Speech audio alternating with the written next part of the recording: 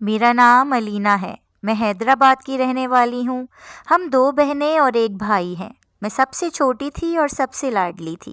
ہم تینوں بہن بھائی اکٹھے اسکول جاتے تھے۔ بہن نے میٹرک کیا اور وہ گھر بیٹھ گئی۔ اب بھائی اور میں دونوں اکٹھے اسکول جاتے۔ تب میں 8ویں جماعت میں تھی اور میرا بھائی 10ویں جماعت میں تھا۔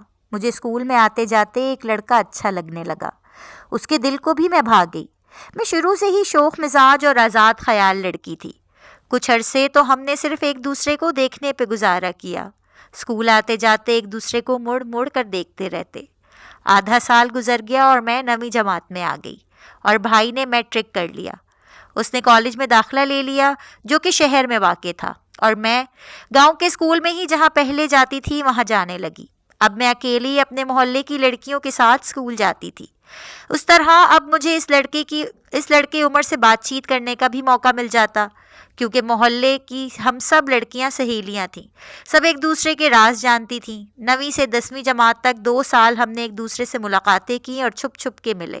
اس کے بعد وہ اپنے ماموں کے پاس لاہور چلا گیا۔ شروع میں اس نے جا کر مجھے فون کیا اور خط لکھا، لیکن اس کے بعد وہ بھول گیا۔ میں اس کے غم میں ہلکان ہوتی رہی، لیکن اس نے مڑ کر نہ دیکھا۔ سچ شکر کہ یہ ملاقاتیں صرف ملنے تک ہی رہیں، اس سے آگے بات نہ بڑھی تھی کہ اس لڑکے نے بہت کوشش کی لیکن میں اکیلے ملنے کے لیے نہ مانی۔ میٹرک کے بعد میں نے اسکول کو خیر آباد کہہ دیا اور گھر بیٹھ گئی۔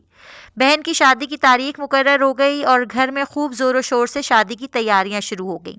اس لیے میں نے خود کو مصروف کر لیا۔ میں آہستہ آہستہ اسے بھولنے لگی۔ شادی کے ہنگامے میں خود کو مصروف کر لیا۔ بہن کی شادی کے بعد اب میں بالکل اکیلی ہو گئی تھی اور گھر کے کام کاج میں لگ گئی۔ وقت گزرتا گیا۔ بھائی کی پڑھائی ختم ہو گئی اور بھائی شہر ہی میں نوکری کرنے لگا، تو ہم سب کو بھی شہر لے گیا، لیکن تب بھی گاؤں میں آتے جاتے تھے، کیونکہ ہمارے چچا جان کا گھر گاؤں میں تھا۔ چچا جان نے خود کو اکیلے محسوس کیا تو وہ بھی شہر میں شفٹ ہو گئے۔ اب ہمارا گاؤں جانا بالکل ختم ہو گیا اور اس کے ساتھ ہی عمر کے لوٹ آنے کی امید بھی، کیونکہ چچا بھی شہر میں آ کر آباد ہو گئے۔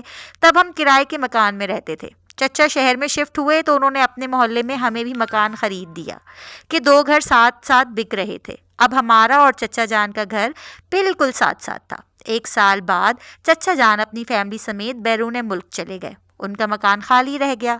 چچا نے مکان کرائے پر دینے کے لیے ابا سے رابطہ کیا اور میں نے بھی دعا کی کہ کوئی اچھی فیملی آئے تاکہ جان کی بیٹیوں کے ساتھ میری دوستی ہو سکے اور میری بوریت ختم ہو۔ ابھی کچھ دن ہوئے تو پتہ چلا کہ ان کے مکان میں کوئی کرایہ دار آ چکے ہیں۔ مجھے تجسس ہوا کہ دیکھوں کون لوگ ہیں۔ یہ سردیوں کی ایک خوشگوار دوپہر تھی۔ میں بال سکھانے کو چھت پر گئی تو نظر نعیم پر پڑ گئی۔ وہ دراز قد، صحت مند اور خوش لباس کسی چاکلیٹی ہیرو جیسا تھا۔ اس کی عمر 24 برس اور آنکھوں میں بلا کی کشش تھی۔ کسی خیال میں گم وہ ہولے ہولے سگریٹ کے کش لے رہا تھا۔ مجھے شرارت سوجھی اور مصنوعی کھانسی سے اس کو اپنی جانب متوجہ کر لیا۔ وہ اس بے باک دوشیزہ کو دیکھ کر مسکرا دیا تو میں بھی ہنستی ہوئی سیڑھیاں اتر گئی۔ میری یہ پہلی جھلک بجلی کے کوند کی طرح اس کے ذہن پر چمکی تو اس کا دل میری جستجو میں کھو گیا۔ یہ تو معلوم ہو گیا تھا کہ پڑوس میں ایک خوبرو لڑکی رہتی ہے، لیکن اب اس دوشیزہ تک رسائی کا کوئی راستہ تلاش کرنا تھا۔ 2-4 دنوں کی سوچ بچار کے بعد اس نے ہمارا در کھٹکھٹایا۔ میرا بھائی ارشاد باہر آیا۔ آپ کا نیا پڑوسی ہوں، ملازمت کے سلسلے میں یہاں کرائے پر مکان لیا ہے، ابھی سامان سیٹ نہیں کیا، پانی کی ایک بوتل درکار ہے، اندر آ جائیے۔ میرے چچا جان کے کرایہ دار ہیں؟ جی ہاں، میرے والد کے وہ دوست ہیں، بیرون ملک جانے کے بعد رینٹ پر ہم کو اپنا گھر دے دیا ہے۔ نعیم نے جواب دیا۔ یہ تو اچھی بات ہے کہ مکان آباد ہو گیا ہے۔ ارشاد اسے بیٹھک میں بٹھا کر اندر آیا اور مجھ سے کہا، ساتھ والے گھر سے مہمان آیا ہے، 2 کپ چائے بنا دو۔ میں سمجھ گئی کہ وہی مہمان خاص ہے جس کی ایک جھلک چھت پر دیکھ چکی تھی۔ بڑے اہتمام سے الائچی والی چائے بنائی اور ٹرے میں سجائے، ساتھ چھوٹی سی پلیٹ میں بسکٹ بھی رکھ دیے۔ نعیم نے چائے پی کر شکریہ ادا کیا اور جانے کی اجازت طلب کی۔ ارشاد نے کہا، جب تک تمہاری فیملی نہیں آ جاتی، جس شے کی ضرورت ہو بلا تکلف مانگ لینا۔ تم ہمارے چچا کے دوست کے بیٹے ہو، سمجھو کہ یہ تمہارا ہی گھر ہے۔ نعیم بہت مشکور ہوا اور جی ہاں بالکل کہتا ہوا چلا گیا۔ ارشاد اور نعیم میں اکثر ملاقات رہنے لگی۔ ہم دونوں میں دوستی ہو گئی۔ ارشاد نے پڑوسی جان کر اور نعیم نے ایک خاص مقصد کے تحت اس دوستی کو آگے بڑھایا تھا۔ ایک روز نصرت کی والدہ کے پوچھنے پر اس نے بتایا کہ وہ اکیلا ہی رہے گا، گھر والے ٹنڈو آدم سے یہاں رہنے نہیں آئیں گے کیونکہ ملازمت کے سلسلے میں کچھ مدت کے لیے قیام مطلوب ہے۔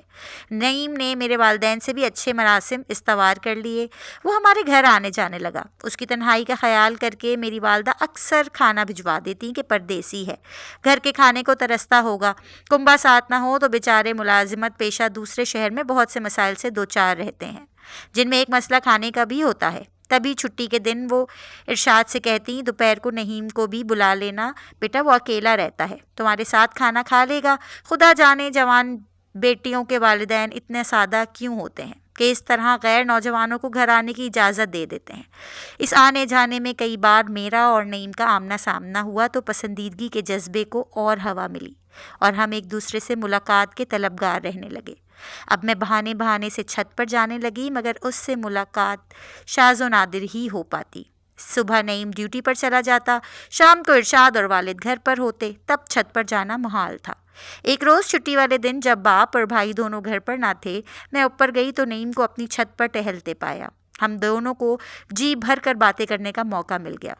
ہم دونوں میں یہ طے پایا کہ رات کو جب گھر والے سو جائیں تب بھی وہ چھت پر آیا کرے گی۔ اب یہی ہونے لگا، میں رات کو چھت پر آتی اور اس کو اپنا منتظر پاتی۔ وہ تنہا رہنے سے پریشان تھا اور والدین اپنے آبائی علاقے میں مقیم تھے، جس کا ذکر وہ بڑی عقیدت سے کرتا تھا۔ مجھ کو جتلایا کہ غیر شادی شدہ ہے اور والدین کا اکلوتا ہے۔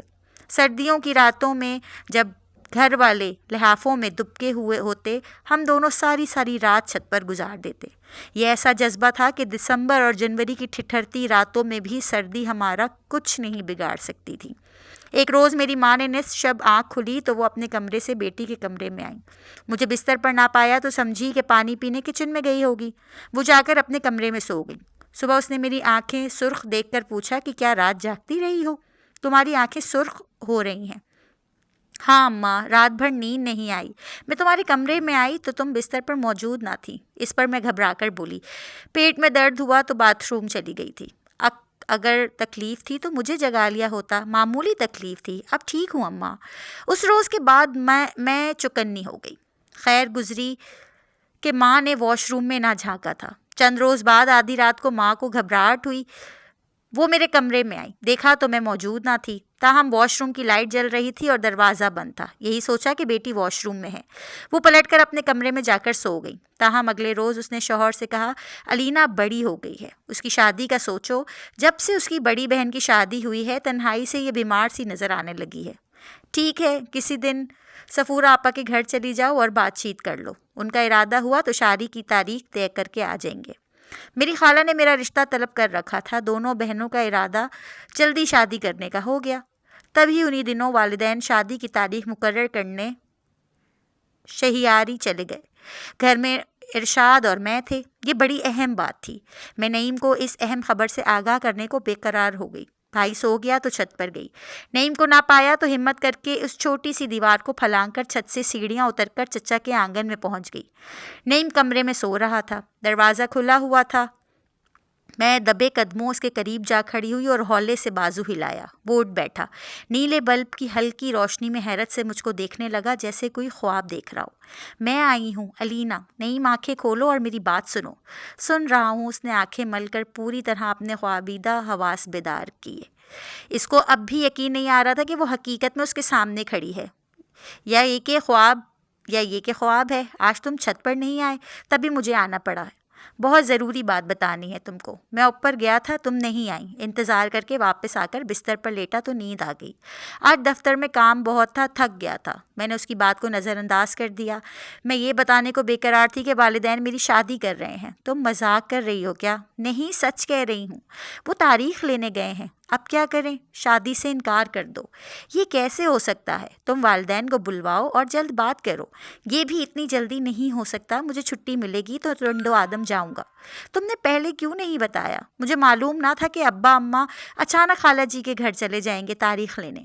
خالہ نے رشتہ ضرور مانگا تھا مگر ابا نے تب ہاں نہیں کہی تھی۔ کچھ دیر دونوں مستقبل کے بارے میں تشویش میں مبتلا آنسو بہاتے رہے۔ نعیم کا ایک ہی مطالبہ تھا کہ شادی سے انکار کر دو، مگر میں بے بس تھی۔ صبح کی آمد سے 2 گھڑی قبل میں جانے کو ہوئی، نعیم نے دوبارہ آنے کا وعدہ لے کر اس کو چھت سے رخصت کیا۔ اگلی شب جب ارشاد اپنے معصوم خوابوں میں مدہوش سو رہا تھا، میں پھر سے نعیم کے آنگن میں اتری تو اس نے میرا یوں استقبال کیا جیسے کہ اس کے گھر میں سچ مچ چاند اتر آیا ہو۔ وہ بے قراری سے میرا انتظار میں ٹہل رہا تھا۔ دیر تک زندگی بھر ساتھ نبھانے کے وعدے کرتے رہنے کے بعد صبح صادق سے قبل میں اپنی چھت پر سے گھر واپس آ کر اپنے بستر پر ڈھہ گئی۔ اب یہ چوری چھپے کی ملاقاتیں نہ تھیں، ایک دلدل تھی جس کا دروازہ پیار کا جھوٹا فریب تھا، اور میں اس دلدل میں دھستی چلی گئی۔ یہ سلسلہ تب تک جاری رہا جب تک میرے والدین شہیاری سے لوٹ کر نہ آ گئے۔ تاریخ طے ہو چکی تھی، شادی بھی ہونا ہی تھی۔ نہ تو میرا بس تھا کہ شادی سے انکار کر دیتی، اور نہ نعیم کی ہی کوئی ایسا قدم اٹھا سکتا تھا جو اس شادی کو روک لینے کا باعث ہوتا۔ مقررہ وقت پر میں دلہن بن کر فیروز کی لائی ڈولی میں روتی دھوتی شہیاری روانہ ہو گئی۔ میرا خالہ زاد فیروز اچھا لڑکا تھا، مجھ سے محبت کرتا تھا، لیکن میرے دل کے چاند کو گرہن لگ چکا تھا۔ میرا دل صاف سلیٹ کی طرح نہ تھا، اس پر کسی اور کا نام کن چکا تھا۔ میں خلوص کے ساتھ اپنے شوہر کی نہ ہو سکی، بلکہ اس پر چھائی کی یاد میں گھلنے لگی جو اب مجھ سے دور، بہت دور جا چکا تھا۔ کچھ دن بے چین نعیم کو یاد کر کے روتی رہی۔ فیروز نے بہت منایا، خوش رکھنے کی کوشش کی، حتی مگر جیون ساتھی کے اخلاص کو نہ سمجھ سکی۔ وہ اداسی کا سبب پوچھتا تو کہتی کہ میرا دل یہاں گاؤں میں نہیں لگتا، مجھے حیدرآباد بھیج دو۔ دوبارہ وہ مجھ کو والدین سے ملانے حیدرآباد لایا۔ میں خوش نہ ہوئی، واپس جاتے وقت رو رو کر حالت غیر کر لیتی تھی۔ والدین سمجھاتے اور مجبور کر کے سسرال بھیجتے تھے۔ اب میں نے کچھ اور دل میں ٹھان لی تھی۔ میکے آئی تو شوہر پر نقص دار ہونے کا جھوٹا الزام لگا دیا۔ میکے سے واپس سسرال جانے پر کسی طور راضی نہ ہوئی۔ فیروز آرزدہ خاطر تنہا گھر لوٹ گیا۔ اس طرح میں نے نعیم کو اپنی وفاداری اور ثابت قدمی ہونے کا یقین دلایا اور پھر اس کے اکسانے پر طلاق کا مطالبہ کر دیا۔ نعیم نے مجھ سے وعدہ کیا تھا کہ اگر میں نے فیروز سے طلاق حاصل کر لی تو وہ مجھ سے شادی کر لے گا۔ میں نے سوچا تھا کہ یہ دشوار امر ہے، میں نے طلاق نہیں لے سکوں گی۔ ادھر واقعی فیروز مجھ کو طلاق دینے پر آمادہ نہ تھا، لیکن جب بزرگوں کے سامنے میں نے جھوٹی قسم اٹھا کر اس پر غلط الزام لگایا تو اس نے مجھے مزید پابند رکھنے کو درست نہ جانا اور طلاق دے دی۔ یوں میری آرزو پوری ہو گئی۔ اب درمیان کا کانٹا نکل چکا تھا۔ میں پھر سے اپنی آرزوؤں کا چمن آباد کرنے کو والدین کو دھوکہ دینے میں مصروف ہو گئی، جو میری طلاق سے بے حد آزردہ خاطر تھے، لیکن میں خود شاداں و فرحاں تھی، اس امید کے سہارے کہ مجھے میرا منچاہا محبوب اپنا لے گا، جس کا کہ اس نے وعدہ کیا تھا۔ اب شادی کا تقاضا کرتی وہ یہی بہانے کرتا تھا کہ والدین کو منا رہا ہے، جلد ملے گا اور وہ رشتہ طلب کرنے آ جائیں گے۔ مجھے نعیم پر اندھا اعتبار تھا، سوچ بھی نہ سکتی تھی کہ وہ مجھ کو ایک روز بے یار و مددگار چھوڑ کر چلا جائے گا۔ اچانک ہی اس نے مزدہ سنایا کہ اس کا تبادلہ نوشہرہ فیروز ہو گیا ہے، اس کو جانا ہوگا، تاہم بہت جلد واپس آئے گا اپنے والدین کے ساتھ اور اس کو بیاہ کر لے جائے گا۔ دن گزرتے گئے، وہ نہ آیا۔ ادھر میری جان پر بنی تھی، جیتی تھی نہ مرتی تھی، کیونکہ میں امید سے ہو گئی تھی۔ میں نے اپنی بڑی بہن کو آگاہ کیا، اس نے لعنت ملامت کی، مگر بہن تھی آخر اپنی ملازمہ اور اس کے شوہر کو ٹنڈو آدم بھیج کر نعیم کا پتہ کروایا۔ تب پتہ چلا کہ وہ شادی شدہ اور 2 بچوں کا باپ تھا، خود کو غیر شادی شدہ ظاہر کرتا تھا۔ اسی بہن کی کوشش سے میرا رشتہ اس کے شوہر کے توسط سے ساہیوال کے ایک تاجر سے ہو گیا۔ اس شخص کی پہلی بیوی مر چکی تھی۔ مجھے جلد از جلد بیانا ایک مجبوری تھی، ورنہ میکے والے کسی کو منہ دکھانے کے قابل نہ رہتے اور میں بھی خود شاید زندہ نہ رہ پاتی، اور نہ زندہ رہنا چاہتی تھی، مگر بڑی بہن سے مجھ سے مرنے نہ دیا اور بروقت بھاگ دوڑ کر کے رسوائی کے گڑھے میں گرنے سے بچا لیا۔ جب میری شادی اپنے سے دگنی عمر کے شخص سے ہو رہی تھی، دل پر جو گزری اس کا دل ہی جانتا ہے۔ روح زخمی اور دل چور چور تھا، مگر میں نعیم کی کیے نہیں اپنی بے وقوفی کی سزا بھی بھگتنے پر مجبور تھی۔ وہ نعیم جس نے اس کو طلاق لینے پر اکسایا اور پھر چند دنوں کی مسرت کی خاطر میرا گھر بار اور سہاگ کی خوشیاں اجاڑ کر چلا گیا، اس نے پلٹ کر پھر میری خبر نہ لی، حالانکہ جانتا تھا کہ میں رسوائی کے امتحان میں گر چکی ہوں۔ اس کے بعد میری زندگی ایک کرب مسلسل ہی بن گئی۔ 6 دن بعد میرے شوہر کو پتہ چل گیا کہ میں امید سے ہوں، کچھ یوں کہ میری اچانک طبیعت خراب ہو گئی، میں بے ہوش ہو کر گر گئی اور وہ مجھے اٹھا کر ہاسپٹل لے گئے۔ ڈاکٹر نے بتایا کہ میں امید سے ہوں۔ یہ خبر جانی تھی کہ میرے شوہر نے مجھ پر ظلم کے پہاڑ توڑ دیے۔ یہ کس کا گند اٹھا کے لے آئی ہو، اتنا مارا کہ میں مرنے والی ہو گئی، لیکن مری نہیں، لیکن میرا بچہ میرے پیٹ میں ہی ختم ہو گیا۔ کچھ وقت کے بعد میں نے ایک مردہ بچی کو جنم دیا۔ یوں میں ماں بن جانے کے بعد بھی ممتا کی مسرت سے دوچار نہ ہو سکی۔ میں نے مرحومہ سوکن کے بچوں کو پال پوس کر اپنی جوانی کے دن پورے کیے۔ کبھی کبھی جب میری بہن ملنے آ جاتی میں کہتی تھی آپا صفورہ تم مجھے مر جانے دیتی تو اچھا تھا، جانے کیوں تم نے میری زندگی بچائی، شاید کسی اور عورت کے یتیم بچے پالنے کے لیے میرے رب نے مجھے زندہ رکھا، مگر میری زندگی ان نادان لڑکیوں کے لیے ایک سبق ہے جو یہ سمجھتی ہیں کہ محبوب کی باہوں میں سکون ہے اور ان کے وعدوں میں صداقت ہوتی ہے۔ تبھی وہ اپنے مخلص شوہر کی قدر کیے بغیر طلاق لے کر محبوب کی ہمیشہ کے لیے ہو جانے کے خواب دیکھتی ہیں اور نہیں جانتی کہ مرد کی فطرت عجیب ہوتی ہے۔ جب تک ان کی من پسند عورت کسی دوسرے شخص کے قبضے میں رہتی ہے اس کے حصول کے لیے بے چین رہتا ہے، جو ہی وہ اس کے لیے آسانی سے حاصل ہو جانے والی شے بن جاتی ہے اس کی نظروں میں اپنی وقت کھو دیتی ہے۔ نعیم نے کیا کھویا؟ کھویا تو سبھی کچھ میں نے، پیار کرنے والا شوہر، گھر بار، سکھ، چین، محبت، عصمت، اور سب سے بڑی متاع جو میں نے کھوئی وہ یہ کہ میں ماں دوسرے شوہر کے گھر میں بھی نہ بن سکی۔ فیروز پر جھوٹا الزام دھرنے والی خود بھی اولاد کی نعمت سے محروم ہی رہی۔ یہ کہانی ایک سبق ہے ہم سب کے لیے۔ ویڈیو اچھی لگی تو لائک ضرور کیجیے گا۔ شکریہ۔